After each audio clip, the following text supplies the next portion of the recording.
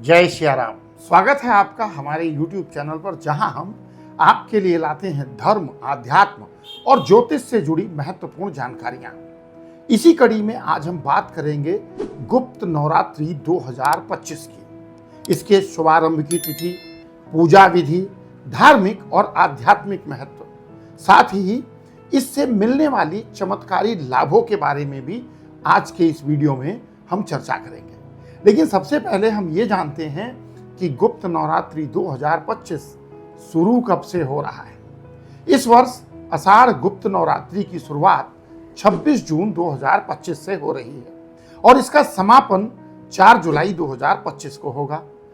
ये नवरात्रि 2 बार आती है, एक माघ मास में और दूसरी आषाढ़ मास में, लेकिन आम जन को इसकी जानकारी कम होती है, इसीलिए इसे गुप्त नवरात्रि कहा जाता है।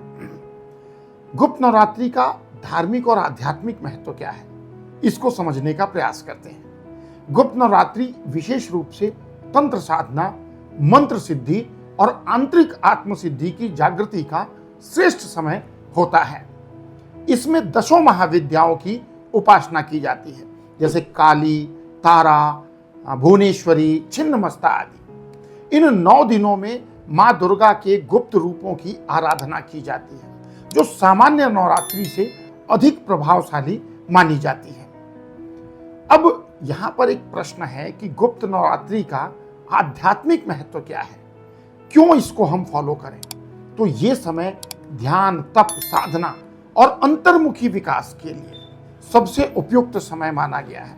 साधक इस दौरान कुंडलिनी जागरण, तंत्र साधना या मंत्र सिद्धि में लीन रहते हैं। ऐसा माना जाता है कि इस दौरान की गई साधना वर्षों की पूजा के बराबर फल देती है। अब अगला प्रश्न, कैसे करें गुप्त नवरात्रि की पूजा।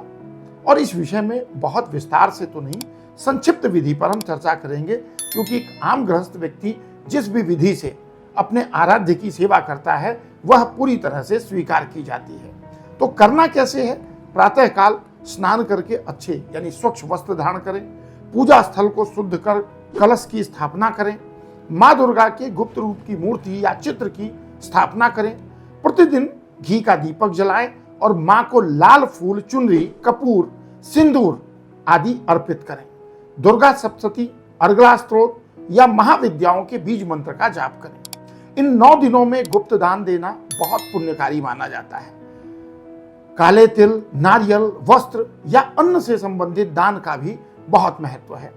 अब प्रश्न आता है कि व्रत रखते समय सावधानियां क्या रखनी चाहिए, क्योंकि कभी भी डिवाइन ब्लेसिंग हमको पूरे डेडिकेशन से करने पर ही प्राप्त होती है। इन दिनों में जहां तक हो सके मांस, मदिरा या तामसिक भोजन और गलत विचारों से अपने आप को दूर रखना चाहिए। रात्रि में साधना करने वाले साधकों को एकांत और शुद्ध वातावरण में रहना चाहिए।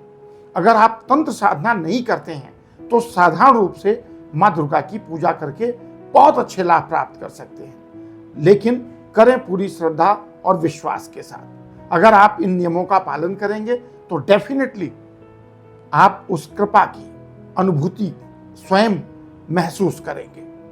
अब यह है कि भाई हमने गुप्त नवरात्रि से हमें लाभ क्या मिलता है। अगर हम इस व्रत को करें, हम इसको फॉलो करें तो हमको बेनिफिट क्या मिलेगा। रोग से, भय से और शत्रुओं से मुक्ति मिलती है। ये कम है क्या। रोग, भय और शत्रु, इन सब से मुक्ति मिलती है। आपकी जो भी अपूर्ण मनोकामनाएं हैं वो जल्दी पूरी होती हैं। व्यापार और करियर में अवरोध, गतिरोध समाप्त होते हैं। साधक को अभयता यानी निर्भयता प्राप्त होती है। आत्मबल और तेज की प्राप्ति होती है।